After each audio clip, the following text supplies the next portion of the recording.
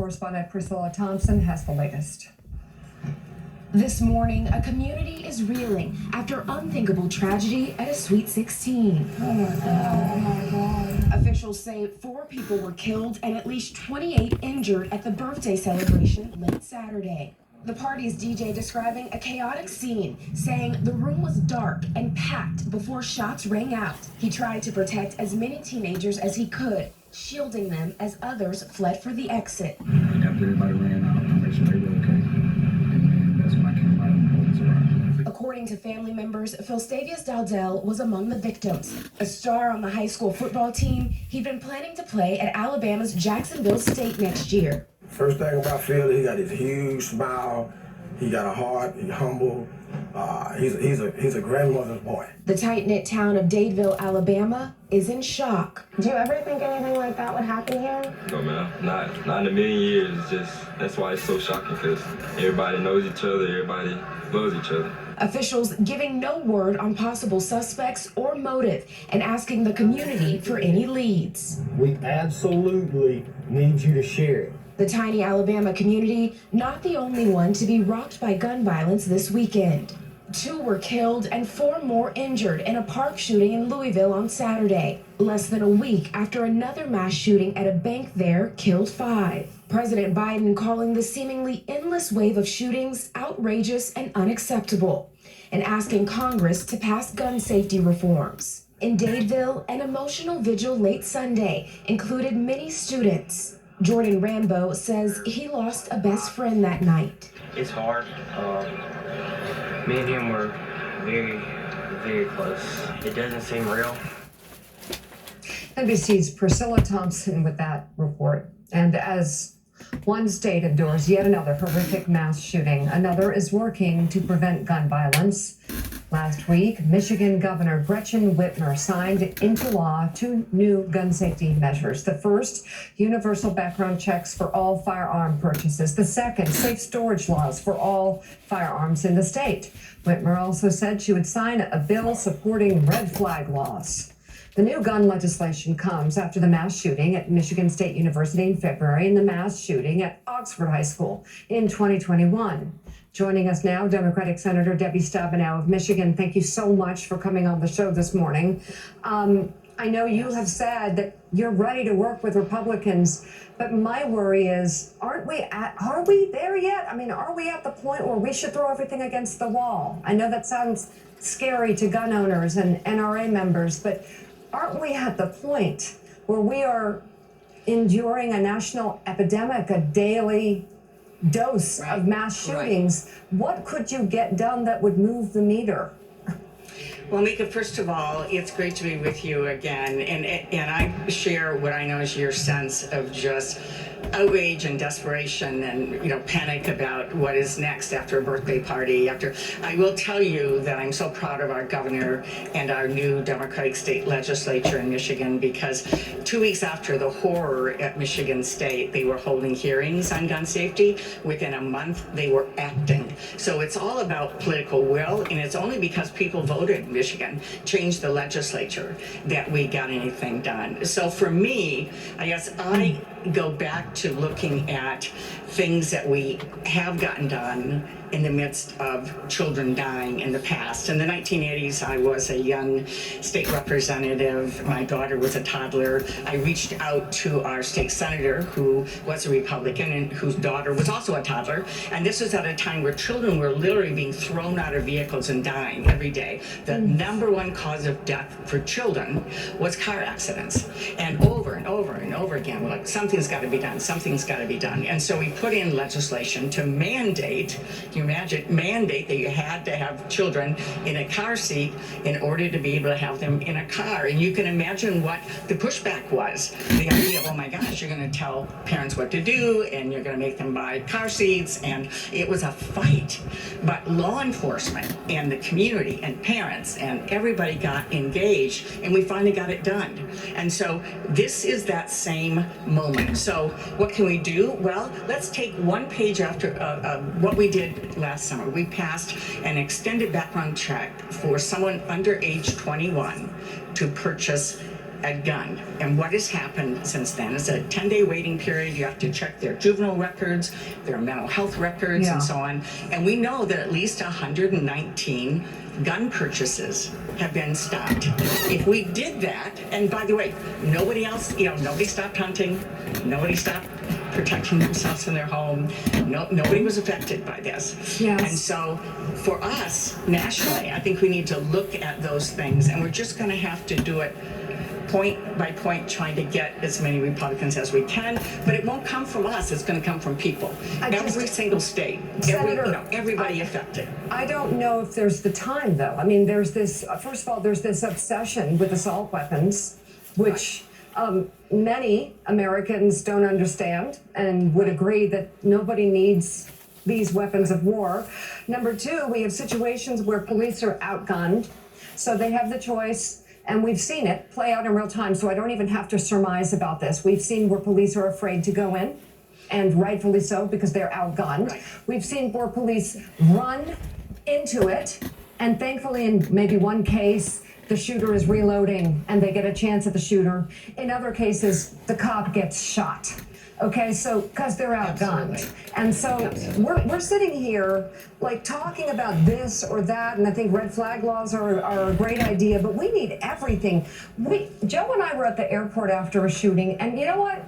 Honestly, I don't remember what shooting it was because there's so many, but it was at a school, and this father came up to us and he said, you know what? After this one, we've decided it took the police 3 minutes to get there. Well, we're all going to get guns because we're closer to the school than them, and we're going to go in there and get our kids. So we've got parents now trying to figure out what they do when they send their kids to school because they're scared of it happening and they're thinking of arming themselves. So my question to you is, what can be done to penetrate this "they want to take my guns" mindset? Right. Well, Mickey, you're absolutely right. And I can tell you that as a grandparent of 5 children in public schools in Michigan, I feel that panic and horror every day, along with everybody else. This is going to come from real people. This is going to come from every parent who feels like that, going into their elected officials. And either their elected officials will step up and have the courage to do something about gun safety, or they need to vote them out. Now, I know the idea of saying wait until the next election is not something we should be doing, right? I mean, we don't have time to wait for the next election. But it is going to take everybody deciding that enough is enough. And it's going to take in every state, red state, blue state, everywhere. Because what we have right now, what we saw at the NRA convention was this mind meld between profits. It's always been about gun manufacturers and their profits. And they now have this mind meld with the most extreme, radical, racist elements of our country being urged on. And we all have to say, start locally, start with wherever you can start. And if you're in a chamber of commerce, get them involved, talking to local Republicans. If you're involved in some other kind of group, whatever you are doing, this is a hands-on, all hands on deck moment, because you're absolutely right. We can't sustain this. People say this isn't who we are, but you know what? It is. Right now it is who we are. Yes, it is. And we don't need it to be who we are because it's ridiculous. So I went through a huge fight way back in the 80s about mandating car seats. And I saw what happened when everybody did an all hands on deck moment. And that's what we need. So I'll work with anybody, anytime, anywhere. That's Calling willing all to move us Republicans. forward. Democratic Yes. Senator Debbie Stabenow of Michigan, thank you very much. We appreciate it. And Senators Mitch McConnell and John Fetterman will return to the Senate today. McConnell was out due to a head injury and a fractured rib, while Fetterman was in the hospital for clinical depression. Meanwhile, Senator Dianne Feinstein of California is still on leave, recovering from shingles. Democrats are now looking to temporarily replace her on the Judiciary Committee, but that move is expected to face pushback from Republicans. Let's bring in NBC News senior national reporter Sahil Kapoor live on Capitol Hill with the very latest. Sahil, let's move on. See what's going to happen here.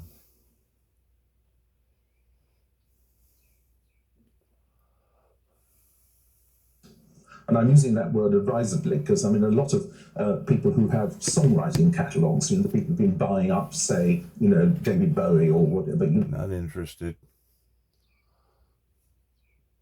Not with the urgency being at hand.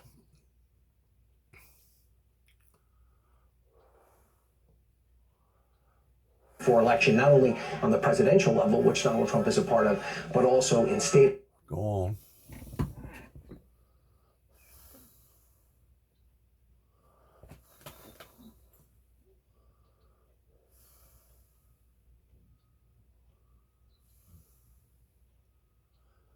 You get tired of listening and watching the same old in regards towards the same old talking heads. It's ridiculous to think that that the American people hadn't yet caught on to this relentless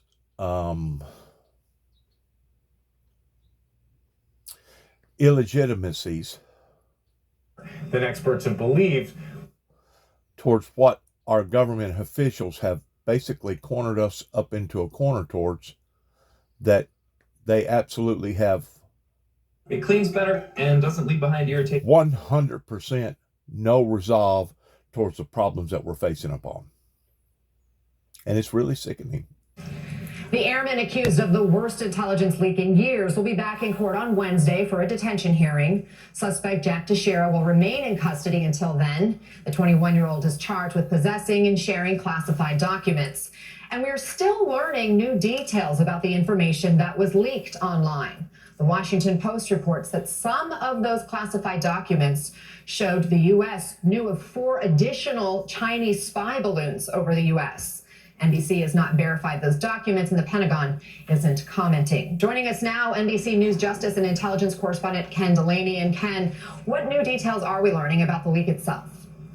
Anna, good morning. Members of Congress vowed a thorough investigation of this matter over the weekend as a number of new revelations. It's what they always vow after it's done, after the fact. To a new tranche of leaked documents that NBC News has not seen. As you mentioned, one of these documents talked about Chinese spy balloons. Another one said China could quickly establish air superiority if it invaded Taiwan. And yet a third said that Russia believes its disinformation operations on U.S. social media are hugely successful, and that only 1% of Russian bots are detected. Even if that's an exaggeration, it suggests it's a lot higher than experts have believed, which could mean that Americans may be unknowingly exposed to a lot of Russian propaganda. Meanwhile, the alleged leaker, Jack Teixeira, faces a detention hearing on Wednesday where the government is likely to ask to keep him in jail. I emailed his lawyer this morning but have not heard back.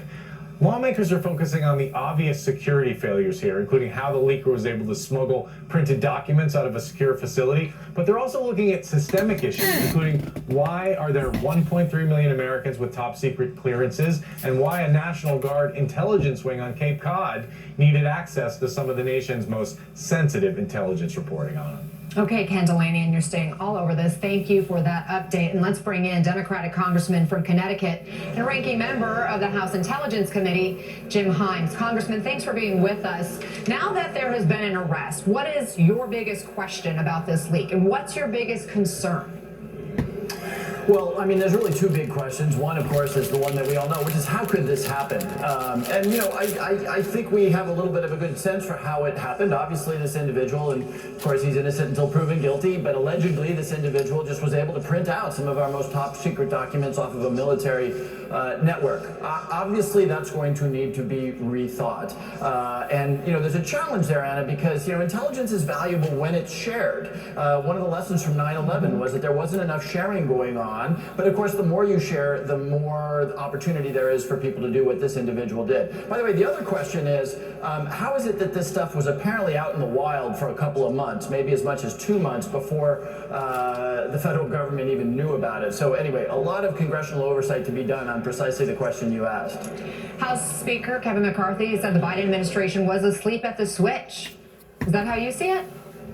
Well, I'm not surprised that Kevin McCarthy is going to seize on every moment possible to try to take a strike at the president of the United States. That is sadly one of the definitions of the Congress these days, even though we used to live in a world where, partisanship stopped at the water's edge. Look, the reality is that these leaks, and here's the frightening thing, these leaks happened under President Biden, they happened under President Trump, they happened under President Obama, they happened under President Bush. This is not a partisan thing, this is a culture thing and a process and procedure thing. So again, I'm not surprised that Kevin McCarthy is taking swipes, but that's not fundamentally what's going on here.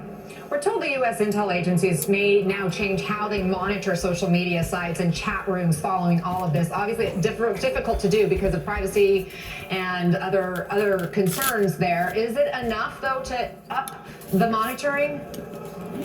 Well, you ask a delicate question there, and I would tell you that it will not be the intelligence agencies, the CIA or the NSA, that monitor American networks. That's really a job for the FBI. If they fear that a crime is being committed, it would be the FBI who does this. But remember, a lot of this stuff, whether we're talking about Twitter or public Facebook pages, a lot of this stuff is out in the open, right?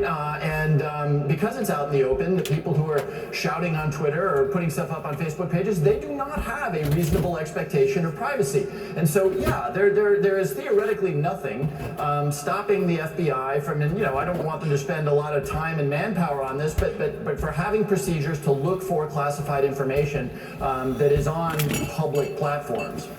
What else needs to happen to prevent this type of thing from happening again? Do you think fewer people should have access to classified materials? Well, yes, I do. I think there should be less classified material. I think fewer people should have access to it. In this particular case, this is in some ways reminiscent of the Snowden case, I think, in as much as, Edward Snowden was a very young, ideologically screwed up individual who had access to the crown jewels. And I would like to believe that in this day and age of chat GPT and very highly advanced computing and stuff, that we ought to be able to make it possible for network administrators to maintain the health of the networks, even as they're not necessarily viewing every element that is on that network, and certainly not printing it out. So yeah, look, I think there's some basic things here that can be done to make our information a lot more secure. And we still don't know the depth of the leak at this point. The revelations from this intel leak are still coming to light, including, according to the Washington Post, that there were additional Chinese spy balloons that the U.S. intel agencies were aware of. The Post also says documents have revealed some of what the U.S. knew and still didn't know about the balloon that had been shot down. I wonder how much a leak like this helps China. Well, on the issue of balloons, I'm not sure that it's that helpful to them. They obviously know much better than we do what they're doing with balloons. And but now they know what we know. Well, now, yeah, in particular with balloons, I don't worry quite so much about that, because balloons are visible, as we learned, by, people hiking in Montana. You don't need a lot of advanced technology. What really worries me more, and this is what you always worry about, is that, and I'll stress that this intelligence, first of all, we don't know how much of it is authentic. Some appears to be. But also, people need to understand that just because the CIA says that there might be an issue around here, they may believe that with, great conviction, or they may believe that with very weak conviction. So I wouldn't take at face value all that you hear about this stuff. But what we really worry about is, the Russians in particular, looking maybe at some of this intelligence and figuring out how we got it. That's why we work so hard to protect our sources of the intelligence and the methods that we use to collect them. Because if you're smart, you can usually sort of get at how we might have learned something. And that means that could get shut off. Your Republican colleague, Congresswoman Marjorie Taylor Greene, has defended the alleged leaker, Jack Teixeira, on Twitter last week. What's your reaction to that? She's defending the person who's allegedly at fault here. It's really sad for me to see somebody like Marjorie Taylor Greene, first of all, just go that crazy. But also to see a prominent member of the Republican Party, the party of Teddy Roosevelt, the party of Dwight David Eisenhower, go to a place where she is so consumed in her hatred for the President of the United States and for the Democratic Party, that she would side with enemies of the United States. It's sadly, and fortunately there aren't 50 Marjorie Taylor Greenes here, but the fact that she garners as much attention and support for what is a profoundly unpatriotic position ought to give us all pause about the nature of our politics today, and if we don't maybe want to make some changes to create a more civil, a more patriotic Congress of the United States. Congressman Jim Himes, I really appreciate your time today. Thank you very much. Thank you, Anna. Up next. we're going to end it right there at that, other than me fixing to go outside momentarily. And I got some things I want to say in regards towards what you just got through listening to. First of all, it is absolutely 100% appalling for a nation to be this strong for this long, and now basically total chaos has set in amongst our land. The thing about the chaos didn't start yesterday. It didn't start the day after yesterday. This has been going on now for quite some times, that it has taken this much horror to basically wake up the sleeping giant to the point that now, and only now, are we starting to get serious about the seriousness of all this, because of how much that it is. The thing about it is, we should have been serious about this, I'm going to say in 2005, 2006, we should have gotten real serious about all this because of the horrors that it was doing. And whenever you think of the horrors that it's doing, you think, well, that's just affecting the people that is directly involved in some of these shootings. Wrong. You are so wrong. These events are tearing people's emotions apart. These events is having a strong psychological bearing on people's lives, to the degree that now people can't even stay focused on their own jobs. They can't even think straight, per se, because of all the distractions that's going on.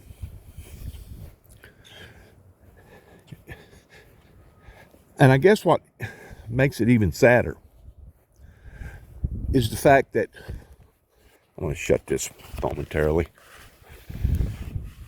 What makes it even sadder is that whenever you have trust in your system, when you have trust in your government officials, when you have trust in your neighbor down the road, and then all of a sudden you realize we've been betrayed, we've been lied to, we've been bamboozled, per se. It's like, okay, all of a sudden you have this shock and awe that we're now facing off on in regards towards the horrors that we're having to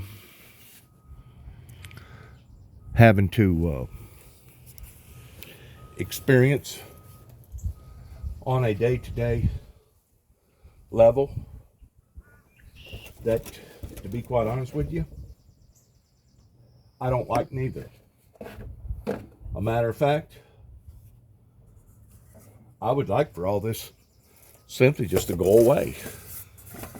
But I think most people that are logical people knows that the only way for this to go away is for people such as myself and others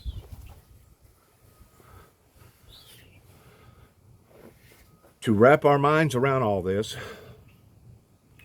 and to come together on all this in identifying just exactly the seriousness of all this. I and others have been telling people, especially of the events going on here in America, that we are under an invasion. And we are. We're under a spiritual invasion. It talks about that in the Bible, that your house has been left desolate, indicating that at one time something used to reside in that house, but now it's no longer there. So now it's desolate. The American people have been played by our American politicians. And this has been going on now for a great long length of time. Actually, it's been going on for about 40 plus years. I pinpoint it all the way down to whenever the assassination of one of our great presidents took place pertaining to Kennedy, JFK.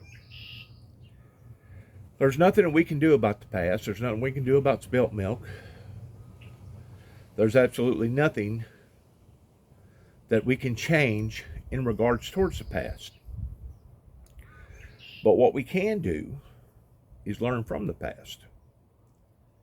And what we can do is change the direction that we're now presently in and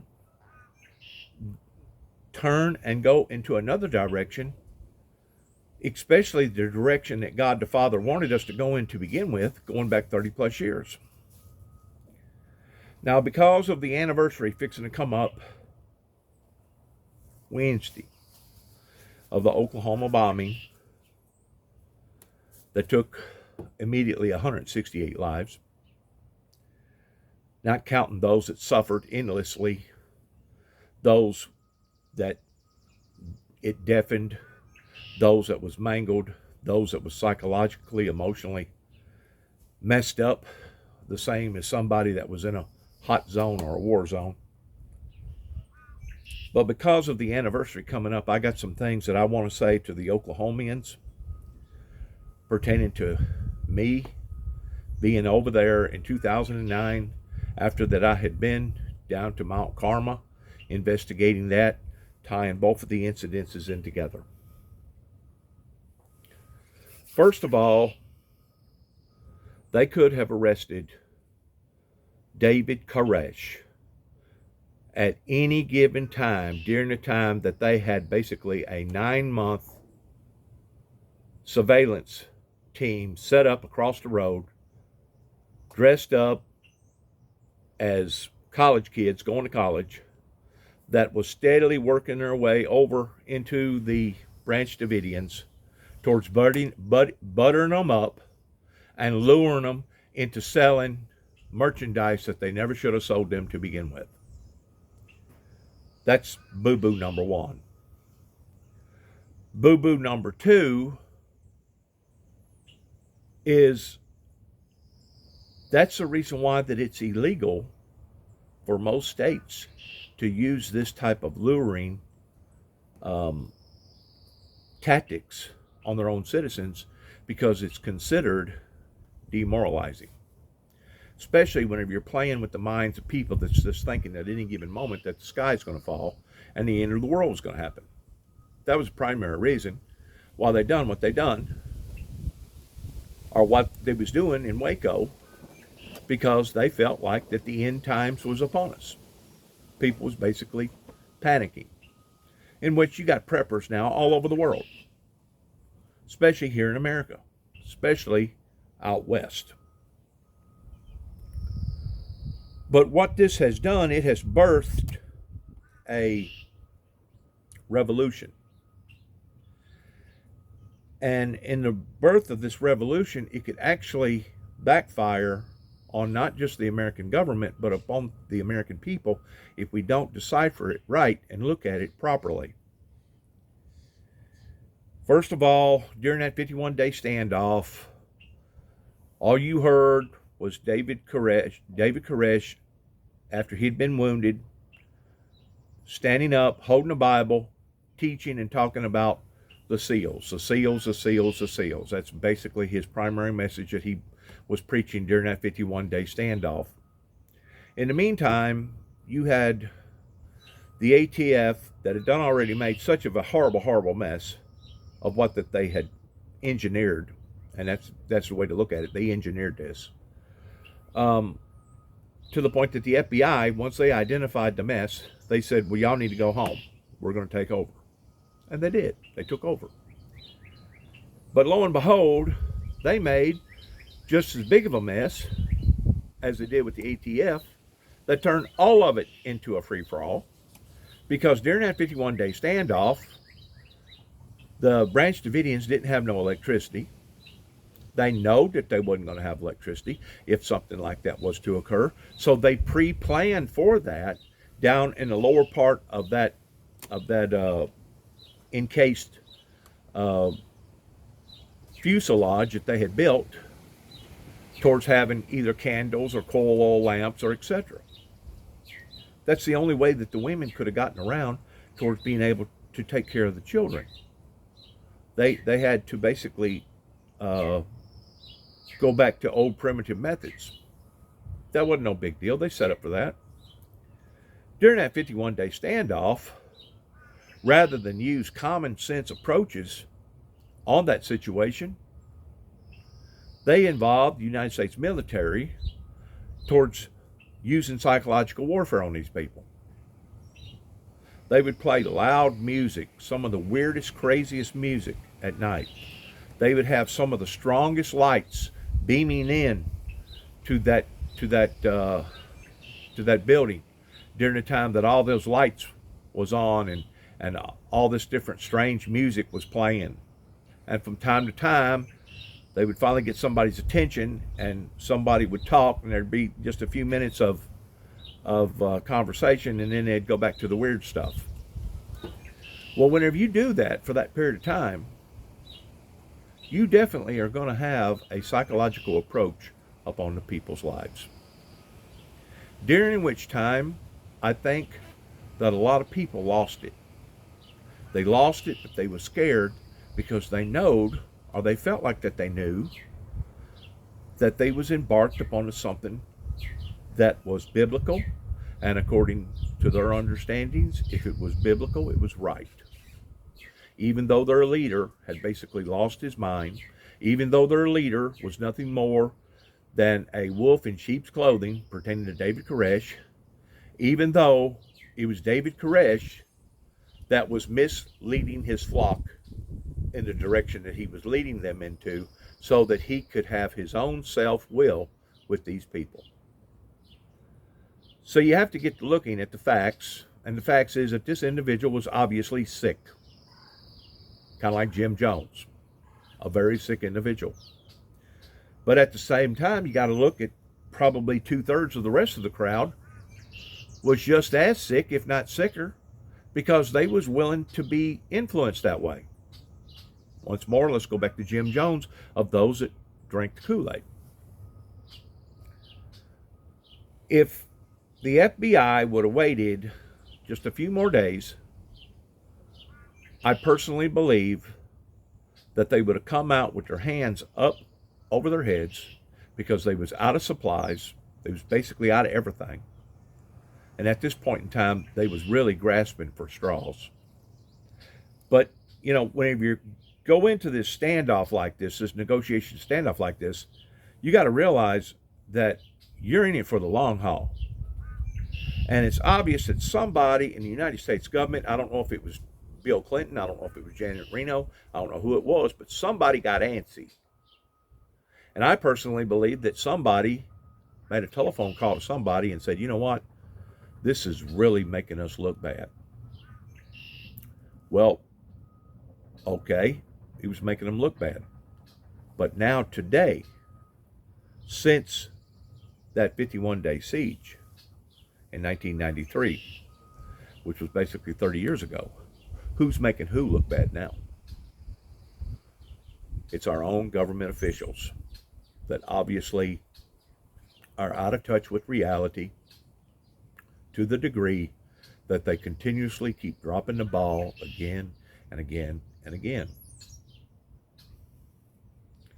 In the process of that 51-day standoff, I truly believe that somebody made the call towards we're going to change this, because obviously we're not going to be able to save these people, these poor people down there in Mount Carmel in Waco. And because of it, the strategy's changed towards going from a rescue mission to a doomsday mission. At that point in time, certain individuals that was higher up the chain, taking their orders, I believe was going to use various explosives on the Davidians, because at that point in time they knew, or they felt like that they knew, that they had lost this game. Got to look at it in a game sense, that they had lost the game towards being able to salvage or to rescue these people. And now, instead of it being a rescue mission, now it turned into a doomsday mission. There's like 5 different types of tear gas that the United States military knows how to mix up. Some of it ain't really so bad. It'll choke you, it'll gag you, it'll make your eyes burn. But some of it that they mix up can actually be lethal, like Ancient Orange, like a substance that once it gets into your lungs, it'll burn your freaking lungs out. And the next thing you know, if you don't get away from it immediately, you'll like pass out and die. You can make that type of gas at home with basically bleach, Marilol lye, and hot water, and mix it all together, and basically you got a lethal substance. I know that for a fact because my father done that ignorantly when my 2 older brothers in there, and it almost killed all 3 of them. And beyond that point, they went around with respiratory damage the rest of their lives. I believe, with the government supposed to be as smart as they are, they knew that those women in there had to be taking care of them children with coal oil lamps or candles. I believe that rather than use the explosives that they hid away in the Merrill building in Oklahoma, they thought, well, let's give this a try first. And if that don't work, then we'll go to plan B. What was plan A? Let's mix up a bunch of chemicals together, and let's start poking holes into the building. As we're doing that, we're steadily pouring this toxic agent into that building. There's like 3 different tear gases that's never supposed to be used on women and children, and 2 of those are never supposed to be used in a encased area. To get the FBI or whoever at that point in time during the actual 51-day siege to come up clean and tell you just exactly what those chemicals was, and then be truthful about it, it's probably going to be slim to none. As they was poking holes into that building, bringing oxygen into that building, they was also bringing poisonous gas into that building. In the process of putting all that poisonous gas into that building was so big, it was going to take a while before the plume actually come together and then started settling down. As it started settling down where the women and the children was, because there was exposed candles, fire, all it took was one spark, and it turned it all into a fire inferno. If the general public would have known the cruel and indifferent tactics that was used upon them people towards luring them in to buying a bunch of weaponry that really don't have no business in going to the public to begin with, much less preying on the minds of weak people like that obviously must have some sort of a problem in thinking that their master was some sort of a Jesus Christ superstar. To think that our United States government was willing to do that to the extremes of the final episode of all them people dying absolutely makes me sick at my stomach. Even to this day, after me going out and investigating just exactly what went on, because I stayed on the property for 3 days and nights. I went house to house within a 5-mile area, and I interviewed with a couple of the original Davidians Branch Davidians that had already done their time in jail, and they was willing to sit down and talk to me in a Cracker Barrel and me interview them. So I got to know the situation very well. And before it was over with, it brought tears to my eyes to understand the in-depthness of the barbaricness of a government that would be willing to use those type of tactics on their own people. On their own people.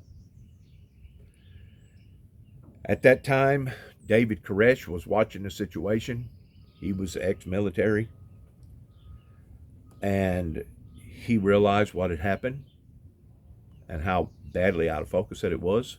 And I believe that at that point in time, he started plotting towards trying to vindicate them people's death. Because the government is so powerful that they can take a saint and turn them into a demon, or they can take a demon and turn them into a saint. That's how powerful they are with TV, internet, all their social media platforms. They can manipulate the public or brainwash the public to the degree that they're going to believe whatever that these politicians desires and wants them to believe to a certain degree. They didn't make me believe it for a second, because I knowed whenever it was all going on, whenever I was working up here at a body shop in Milan, Tennessee, that it was all illegitimate, even though the vast majority of the people in 1993 was walking around saying, well, they got what they had coming.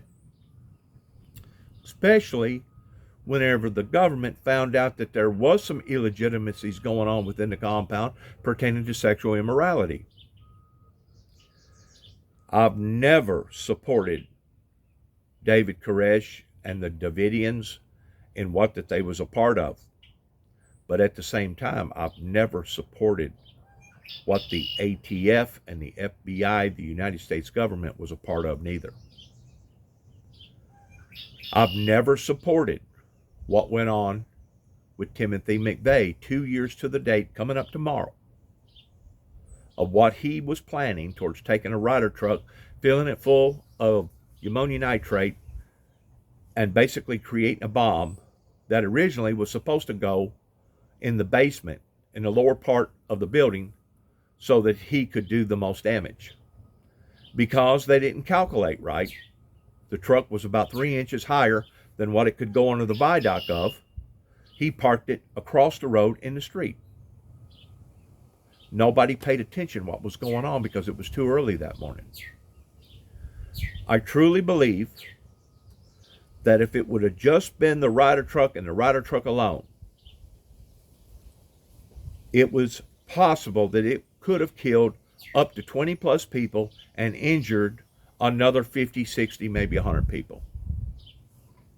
If it was the Ryder truck alone. It was not the Ryder truck alone. Somebody had brought in some explosives that they never took out of that building that was supposed to have been used on the Branch Davidians after about the 40th day.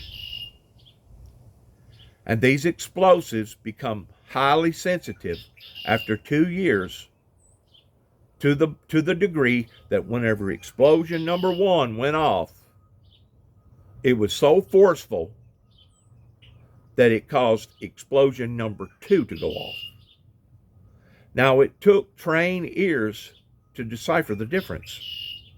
And about out of the 100 people that I interviewed in various businesses right there around the Oklahoma site, only 3 of them, only 3 out of the 100, come up with the same conclusion, which was you had to have a trained ear to identify that there was 2 explosions because they were so close together. The 2 practically sounded as one. And we're talking about an explosion powerful enough that it blowed windows and chandeliers out from that area. I think it was like a 2-mile radius. So it was a big, big explosion. But even to this day, the feds cannot come up with a reasonable explanation of how come on a Richter scale that registers earthquakes, there was one that was a low frequency, but then there was another one within a split second that was a higher frequency in the 4.5 range, somewhere in that area. And the reason why is because their officials in Oklahoma City, Oklahoma, after me interviewing another individual in Albuquerque, New Mexico, that was part of that investigation team, the day after, within 48 hours after that explosion, they took 3 individuals that was highly knowledgeable in explosives and brought them together and let them look and decipher the area in about a month, 2 to 3 weeks. And whenever they all got together and they put all their pieces together, they presented their case to the federal people there in Oklahoma City, Oklahoma, basically the politics, and they swept it to the side. It was too much. They didn't want to dig a little deeper, even though within hours after the building had blown up, they basically stopped the rescue mission. Some say it was to go in and take out secret documents that they didn't want the public to know nothing about. But the fact of the matter was, they found all these detonators down in the basement that they had no explanation towards why that they was there. And they really didn't know if there was a second bomb in that building, in addition to the first bomb that was in the building. In the building. Not outside the building, but in the building. They stopped the rescue mission for several hours before they went back into that, towards digging out bodies, taking sheets and covering over people, trying to spare their dignity because their bodies had been blown completely apart, or their leg was over here, or their head was over here. It was a very nasty scene. But the point that I'm trying to make is pertaining to the government cover-up that not only occurred in Oklahoma City, Oklahoma, after they realized, after they was told that there was no way humanly possible that a Ryder truck with that type of explosion could do that kind of damage. They swept it under the rug. That's a mistake right there. Big time mistake that they should have pursued. And because of it, there's so many victims and so many lives in Oklahoma that deserves the truth. Not only do they deserve the truth, but they deserve some sort of material compensation coming from the government. And I've made the request towards $5 million per family. And that's just the original 168 people, 169 people that died on that day. That ain't counting all the other people. In other words, there needs to be a fund set up. But let's go back to what actually started all this, which was a group of people that was supposed to have known better, ATF, that was purposely, deliberately, consciously preying on weak-minded people. And basically the only thing that they could come up with towards getting a federal judge to sign off on a no-knock warrant from daylight to sundown was that there was certain taxes on a automatic assault rifle that you were supposed to pay that they didn't pay, because originally they was buying the guns and then modifying the guns. They was modifying the guns for not only themselves, but they was modifying the guns to sell these guns to other people, other citizens, other weak-minded people that was thinking the same thing, that the sky was fixing to fall, the sky was fixing to fall. So the only thing that they could think of towards going at them at that time, because they didn't know nothing about the sexual immorality aspect of it, was to go at them over profiteering. Basically the same thing that they went after Al Capone with. Invasion of taxes. That not only costed the lives of those in the Waco catastrophe, but it also costed the lives of so many people in Oklahoma. Now, whenever Donald J. Trump talks about 9/11, and I know I'm mixing this all in together, but bear with me for a second. Whenever Donald J. Trump talks about 9/11, He knows he has gotten a hold of some sensitive information somewhere or another. Because I know for a fact that you can go online and get the digging deep about 9/11, and you can find out that various FBI reports can prove that the money laundering was coming from Saudi Arabia that was financing not part of those terrorists, but all those terrorists. We know for a fact that the majority of them terrorists come from Saudi Arabia. Now, they used bin Laden as an scapegoat because once they realized that the American government was on that particular individual, that's whenever the Saudis thought that they was going to double play it towards banning their own cousin from ever coming back to that country. So there was a lot of double play going on. In addition to the day after 9/11, it was the Saudi family that had presidential permission of leaving the continental United States and going back to their country. So there's a lot of underhanding stuff going on here that has put us where we are today as a moral, decent society. That as we continue to observe the works of our government, regardless whether it be Jack that recently just got through hacking into over 100 files, that was playing with those files for over a year before anybody took notice of, or it was 9/11 or what went on in Oklahoma or what went on in Waco. If you go back to the core of origin where all this began, and like I told you a while ago, it didn't begin overnight.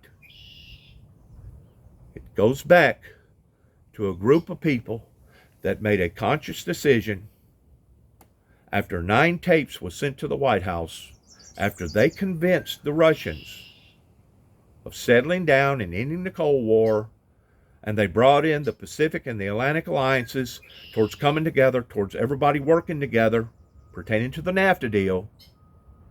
They thought it was over with. And they didn't think that they was going to have to engage in the messenger that brought them the message to begin with about the SEALs. Since then, I couldn't tell you the endless, not hours, not days, not weeks, not months, but years that I have spent on my own personal investigation and going to various places, including Land Between the Lakes, and getting down to the core of what's actually occurring. Now, they have already put their shingle out that began 40 plus years ago over here in Kenton, Tennessee. That was a total illegitimate call pertaining to a Don Curry that's still living over in Rutherford, Tennessee. Damian Cross is dead now, but 3 or 4 other officials that was involved in that call towards wanting to scar me, mar me, demoralize me, and dehumanize me by basically putting out the word that I was psychologically, emotionally, chemically imbalanced. And the whole time of the person that was imbalanced, it wasn't Dennis Jackson that recently in 1983 almost had his life taken, but it was the very person that was accusing his son of being that way, James Robert Jackson. And the people in this neighborhood, in Kenton and the surrounding areas, they bought it hook, line, and sinker. Actually, you can go beyond a sinker to the point of it being an anchor. Hook, line, and anchor. They bought into it that the person that's talking to you right now didn't know what he was talking about. He was touched in the head and that he needed psychological help. Man, have I ever went through hell since 1983 towards the snowball beginning this big, then it going from this big, then it going from this big, then it turned into this big. And of course, my last episode was coming back here to Northwest Tennessee in 2014 and watching a bunch of illegitimate people that was bringing war to our doorstep towards basically hunting my brother and I, while the courts up in Kentucky said up in Tennessee, in Dresden, Tennessee, sat idly by and basically didn't handle the problem properly. Because mistakes has been made, like Vice President Pence spoke of recently towards finally opening up to the people. That is what has put us where we are today, towards now seeing all the drug inducement, seeing all the guns, all the suicides, all the overdoses, all the mass shootings, us being $32 or $33 trillion in debt, our jails being full, all the illegal immigrants coming over here. I could go on and on and on and on with the problems that we are facing today that we didn't face 30 plus years ago. So you have to stop and ask yourself a question. Going back to the core of origin, putting all the little dots together, who jinxed us? Who jinxed us? It was our own politicians that sold us out.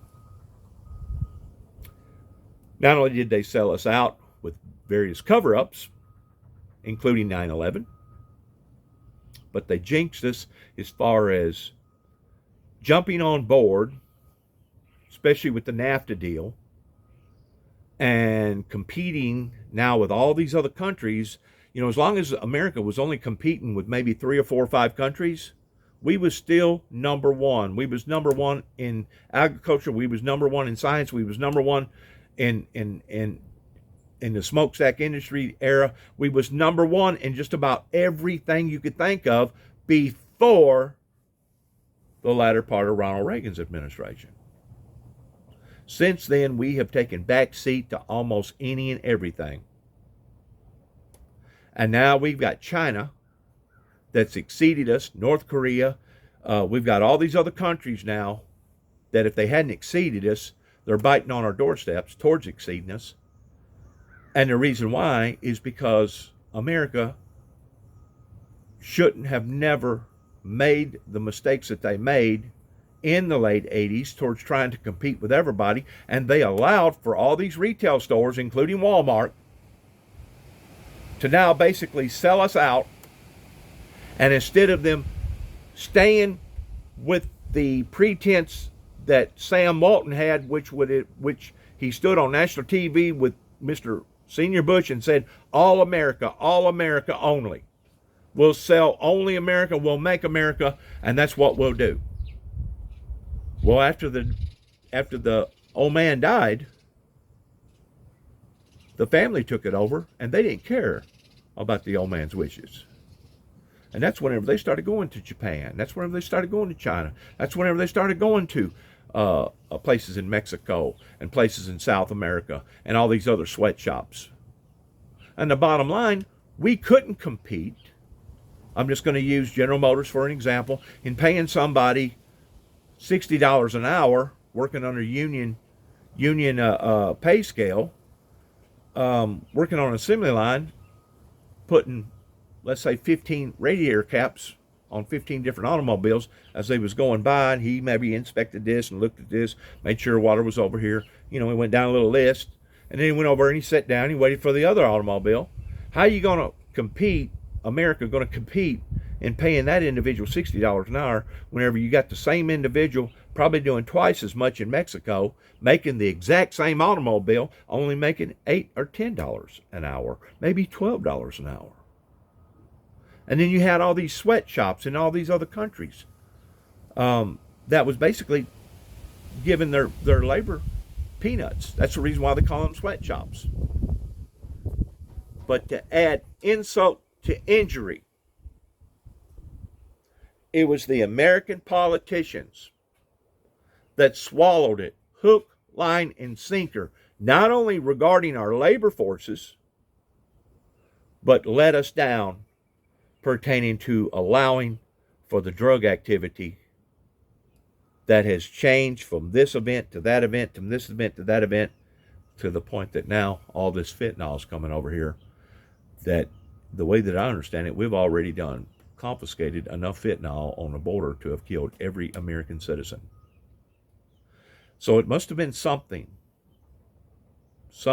after World War II that one of their Russian oligarchs spoke up about way before Gorbachev.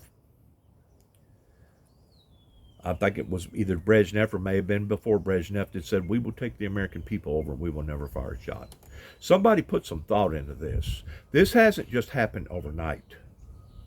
Somebody put some really, really deep thought into this pertaining to our adversaries, just like the thought that come into play in taking 4 civilian commercialized airplanes and turning them into missiles and killing almost 3,000 people that day. Just like somebody planned it out of assassinating JFK in Dallas, Texas, in broad daylight, and covering that up and killing the person that supposedly killed JFK so that he wouldn't talk. And to this day, those true records have yet to be revealed. So you might be saying, what are you trying to say here on this anniversary, this 28th anniversary coming up in Oklahoma, and the 30th anniversary that's already come up basically in Waco? I'm saying that we have had some true scallywags for the past 30 plus years, either locally or working for the state or working for the federal government, that has gotten into our system, that has basically contaminated and stolen and lied to the American people. Just like the individual that they was talking about there towards the last, before I moved the camera out here, that's basically anti-patriotism, American patriotism pertaining to our standards and our laws and our bystanders. People like that shouldn't be nowhere even around our government legislation, much less actually being in the position that she's in. I thought about a year or so ago, whenever the event happened down in Texas, like I said, I'm bouncing around. Keep up with me, please. I thought that the event had happened in Waco, and down, not in Waco, but in some part of Texas. I don't know if I got know where it was, where a bunch of police officers stood outside the building for almost or over an hour before they actually decided to initiate towards going in and stopping the massacre with an individual that was killing children in that school. I thought that was the bottom of the barrel. And I thought to myself, you know what, you can't get no better than that. That's just about as rank and as sorry and as no good as what you can ever think of. But then again, I got to thinking about, well, look at what happened with the Branch Davidians in 1993. And then look what happened pertaining to Ruby Ridge. And look what happened with the Oklahoma City, Oklahoma bombing. And then look what happened with 9/11. And look at all these other events that has occurred that's put us where we are today.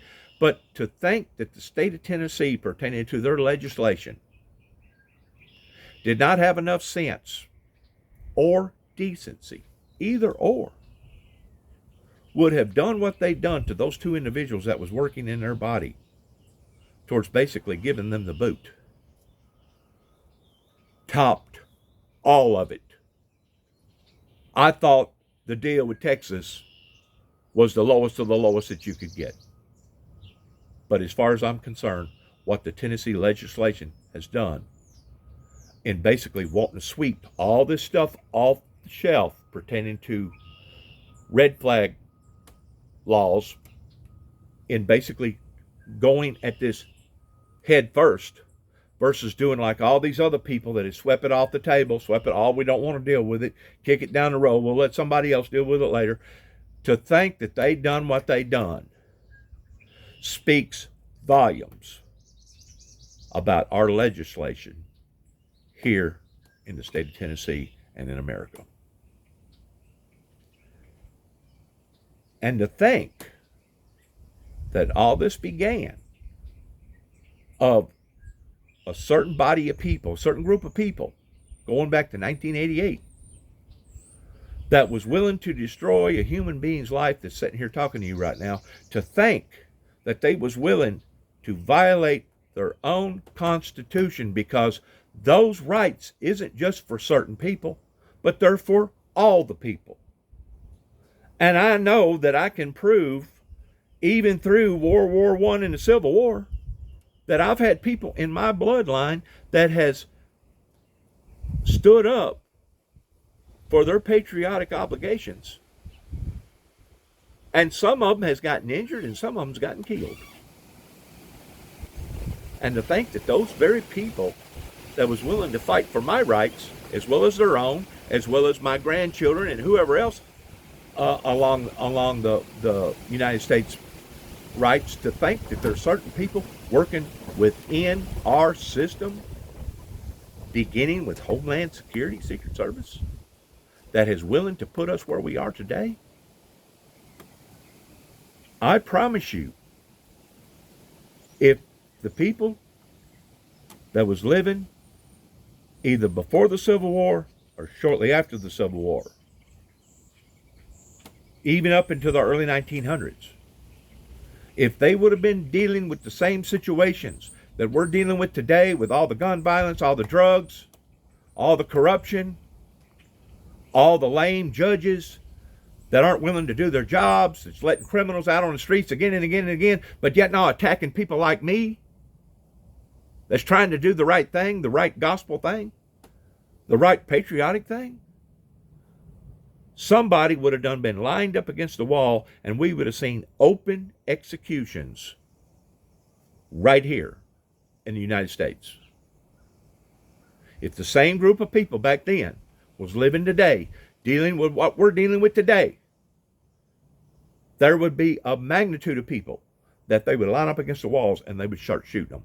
And that's basically what it's going to take to drag us out of this hole right now that we're in. And you have to admit, we're in a hole.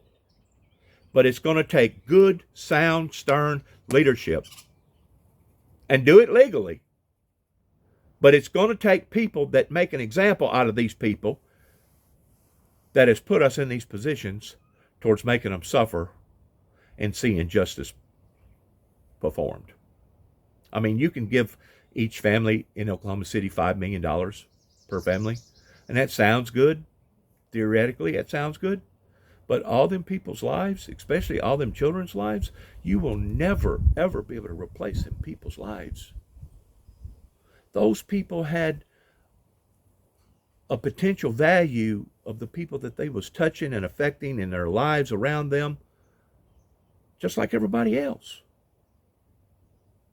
A matter of fact, they was working for high levels of government positions of the very people that we're talking about that their own people ain't willing to stand up for. I couldn't tell you the amount of times, because where I was working at, right beside Devon and Chesapeake, major oil companies, before the company that I was working for got bought out by Chesapeake and moved up the road about 2 miles, how many times that I would eat my lunch in my vehicle. I knew where the major city cemetery was, or one of them, and I would go out there and watch people routinely every day. There was not a day that went by that there was not at least 4 or 5 or 8 or 10 families out there grieving over loved ones. And the majority of the people that they was grieving over was the people that died during the Oklahoma bombing. I would go out there and just sit and watch and see them come in, see them go out, see them go in one gate, and see them come out another gate. Matter of fact, I got to the point that I would actually get out there and sit and talk and pray and meditate and sit on some of their benches and look at some of their markings on the tombstones and what they said and everything. I really got to know the people in Oklahoma very, very well, even though I didn't stay there but a short length of time, because I was basically kidnapped from Oklahoma and drugged back to Kentucky and standing in behind their backwoods judges and their backwoods attorneys, and basically got punished for almost a year that put me where I am today with all this weight over 2 non-threatening telephone calls that I can once more prove. So whenever I see all the gun violence, all the corruption, all the topsy-turvy stuff that's went on, all the horrors that's happened in so many people's lives that's been destroyed, I can honestly look with a clear, open conscience and say, you know what? You're the one that brought this upon to us. Beginning with the Reagan administration and various other department of governments that's went in. You know, that's just like young Bush. I'm fixing to end. Just like young Bush going to war pertaining to Afghanistan, and then walking out in such of a mess that basically left Biden holding the bag for him. And a lot of that was set up because of Donald Trump, that administration that made those promises to the Taliban that he was actually going to make those agreements up at Washington, D.C. until a bunch of people kicked up about it. But to think that one administration has set the other administration up towards thinking that they was going to be able to play it between the middle and, well, we'll bounce it over here. It's their fault. We'll bounce it over here. It's their fault. And they keep playing musical chairs, right? Back and forth, back and forth, back and forth. In the meantime, we're losing time. We're burning daylight. It's costing us money. And to me, it's a big diversion in where our government officials should be concentrating on pertaining to solving the problems of the American people, in addition to them letting their guard down and letting somebody be able to go in and basically steal, take secret documents and start passing them around to all his friends so he could beat his chest like an ape. Like, I'm bad, look at me, I'm bad. For over a year? There's got to be an end to this insanity. I don't know if this is what it's going to take to break it. I just know that what the state of Tennessee done about 2 weeks ago, I'm actually ashamed at this point in time of calling myself a true blue Tennessean. Even though I wasn't born here originally, I can't help that, where my parents was whenever they had me. But I've been living here now. I've had a Tennessee citizenship since 1966 or 1967. I'm actually ashamed because I know the history of Tennessee and what that they've done, how that they stood for various principles, and what that they was willing to sacrifice for. And to think that this began right here locally within basically a 30 to 50 mile radius, right here in Northwest Tennessee, not only makes me tear up and cry, but it absolutely devastates my soul. And I'm pretty sure those that get a hold of this and listen to it and think about it, I'm pretty sure it's going to devastate your soul too as well. Because all this could have been prevented. Beginning right over there in Kenton, Tennessee. All of it could have been prevented if they would have just done the simple and right thing. I want to thank you for listening. Good luck to each and every one of us. God bless America. God bless our troops. God bless our endeavors towards where we go from here. And I'd like to have some prayer before I end and asking God for some special privileges. Dear Lord, I know, God, that what we're going through right now has to be some of the most deepest, darkest moments that the American people has ever had to face, basically ever since the Revolutionary War and the Civil War. I just pray, God, for the victims of those that are suffering so immensely that you will comfort them, comfort their families, and be with them. I pray, God, for all the people that has been violated, used, abused, taken advantage of by various government officials in this land, in this great land. And I just pray, oh Lord, for our country, that you, God, will bring a healing into our country, and that you will steer us out of this darkness back into the light, so that we can be a prideful, godly, righteous people that will be self-sustainable, then rather than going in the hole, going backwards, we will actually have solutions to all these problems. I want to thank you, Father God, for all that you've personally done in my life and saving my life and allowing for me to be able to sit and make this video.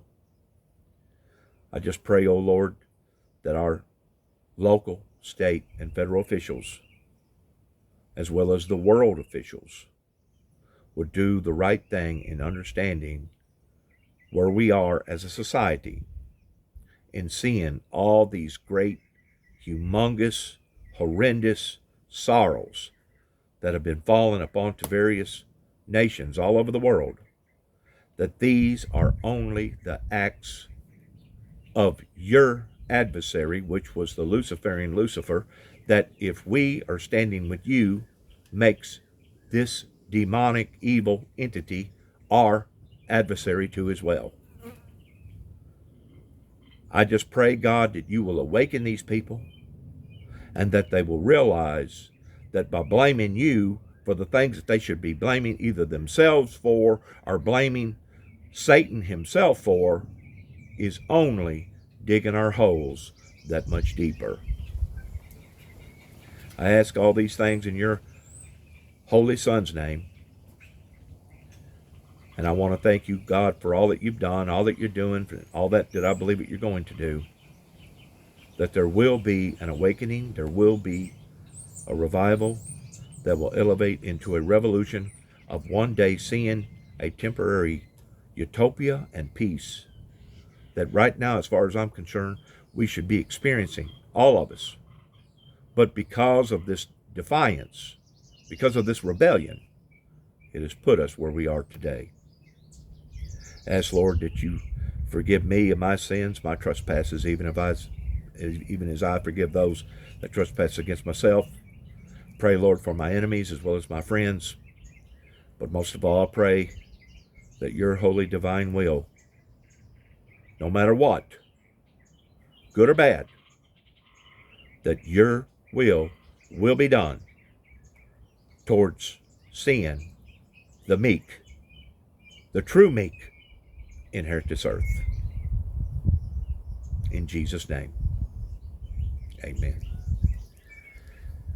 Thanks again for listening. The only thing I know to say is what I've always said, basically at the end of my broadcast, which is, heaven help us all, because we're going to need it. And shalom.